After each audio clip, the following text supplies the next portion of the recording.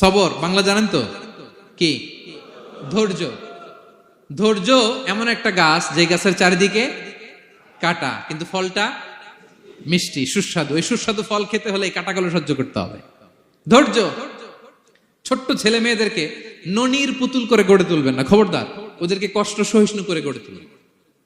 আপনি থাকতেই কষ্ট করা শিখান, তার জীবনটা স্মুথ হবে, তার ক্যারিয়ারটা ব্রাইট হবে, তার ভবিষ্যৎটা সুন্দর হবে।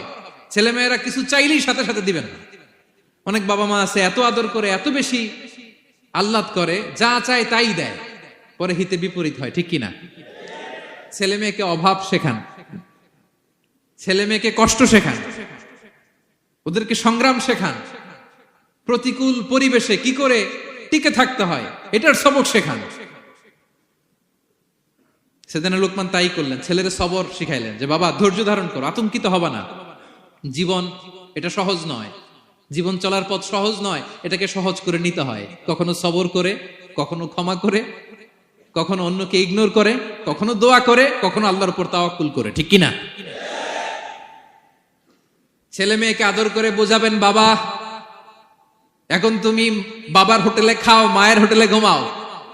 সারা জীবন এমন চলবে না, দুনিয়াটা বড্ড কঠিন, এখানে কেউ কাউরে জায়গা করে দেয় না, নিজের জায়গা নিজেরই করে নিতে হয়, ঠিক কিনা? ছোটবেলা থেকেই তাকে দৃঢ় মনোবলের করে তুলতে হবে যে বাবা দুনিয়াটা এত সহজ নয়, এটা সহজ করে নিতে হয়। This is the life hacks. এই লাইফ হ্যাক গুলো আপনি শেখাবেন, লাইফ লেসন গুলো শিখাবেন। ধৈর্য ধরো, সৎ কাজের আদেশ দাও, মন্দ কাজের নিষেধ করো।